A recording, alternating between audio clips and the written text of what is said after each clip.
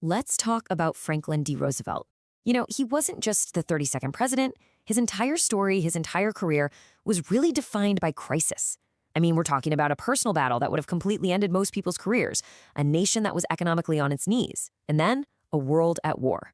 This is the story of a leader forged in the crucible of crisis. You've probably heard these words before. He said this to a country absolutely paralyzed by the Great Depression.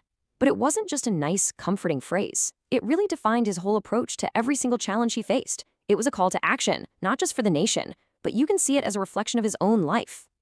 So here's how we're going to break this down. We're going to start with his early life, this privileged upbringing. Then we'll dive into the three huge crises that really shaped him: his personal fight with paralysis, the Great Depression, and of course, World War II. And finally, we'll take a hard look at the complicated legacy he left for all of us. To really get the leader, you first have to understand the man. And Franklin Roosevelt, well, he started out in a world that was a world away from the one he would end up leading.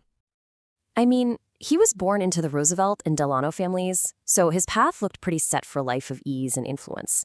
He went to all the elite schools, Groton, Harvard, and his big inspiration was his famous cousin, Teddy Roosevelt. He just knew politics was his destiny, even when he was in law school. And there's this fantastic little story. When he was a kid, he actually met President Grover Cleveland, who supposedly told him, "My little man, I am making a strange wish for you. It is that you may never be president." Can you imagine? A wish that, well, definitely did not come true. So, just as his political career is absolutely taking off, this devastating personal crisis hits him. And it would change him forever, testing him in a way that politics never, ever could. And, his rise was just incredibly fast. By the time he was in his late 30s, he'd already been a state senator, a major player in the Navy Department during World War I, and he was the Democratic nominee for vice president. He was a political star, and it looked like nothing could stop him. And then, in what felt like a single moment, everything just stopped. At 39 years old, Roosevelt contracted a paralytic illness. It was diagnosed as polio, and it left him unable to walk. Now, you have to remember, this was an era where any kind of disability was seen as a weakness that would just disqualify you from public office. So he went to incredible lengths to hide how paralyzed he really was, crafting this public image of strength while privately dealing with huge physical challenges. Now, his response to this is what's truly remarkable. His own mother told him to just retire, live a quiet life. He absolutely refused.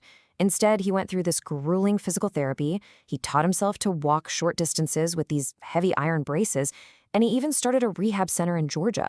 This fight didn't just make him resilient. A lot of historians argue it gave him this deep empathy for other people who were struggling. And that empathy, boy, was it about to be needed. About a decade after his personal crisis, Roosevelt, who was now governor of New York, found himself facing a national crisis on a scale nobody had ever seen before. Just look at this number, 25%. When FDR took office, 1 out of every 4 working Americans was unemployed. 1 in 4. Factories were silent, banks were closing their doors, the country was in an absolute economic freefall. And this map just says it all, doesn't it? In 1932, the American people weren't just voting for a new president, they were screaming for a revolution. Roosevelt's landslide win wasn't just some political shift, it was a nationwide cry for help, for somebody to do something bold. Roosevelt's answer was the New Deal. It was this whirlwind of new laws and agencies, all built around 3 pretty simple ideas. First, relief, immediate help for people who were suffering. Second, recovery, a plan to get the economy back on its feet. And third, reform, to fix the system so that a disaster like this could never, ever happen again. And those programs, especially the reform ones, they totally reshaped the country. Just think about it. Things we completely take for granted today, like Social Security or the FDIC that insures our money in the bank, they just didn't exist before this. The big takeaway here isn't just the list of names, it's that Roosevelt completely redefined the government's role in the everyday lives of its citizens. He built a social safety net where there was absolutely nothing before. But even while FDR was battling this huge economic storm at home, an even bigger, darker storm was gathering overseas, and it was threatening to swallow the entire world. This was crisis number 3. With those unforgettable words, Roosevelt brought a shocked and furious nation into the Second World War. The attack on Pearl Harbor just ended the whole debate about American isolationism, literally overnight, and it plunged the U.S. headfirst into a global war. Okay, so these two maps tell an amazing story. On the left, you see the world in 1942. The Axis powers are at the absolute peak of their power. Then look at the right, just 2 years later. Look at that dramatic reversal. Under FDR's leadership, the United States became what he called the arsenal of democracy, and America's industrial power helped turn the tide of the entire war. As commander-in-chief, his leadership was just massive.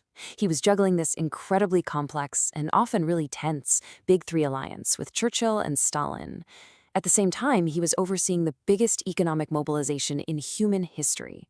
He secretly greenlit the Manhattan Project to build the atomic bomb, and, get this, even before the war was over, he was already planning for the United Nations to try and secure a lasting peace. So, leading the nation through two of its absolute worst crises, that secured Roosevelt's place in history. But his legacy is as transformative as it is controversial. And a huge reason he had such an enormous impact was, well, time. He is the only U.S. president ever elected to 4 terms. That's a powerful testament to the bond he had with the American people through 12 straight years of crisis. And that long tenure gave him the power to push through these fundamental, long-term changes. But that legacy has some deep, dark shadows. He's always ranked by historians as one of the greatest presidents, for sure. But he is also, and rightly, heavily criticized. He signed the executive order that led to the internment of Japanese Americans. He tried to pack the Supreme Court when it didn't agree with him.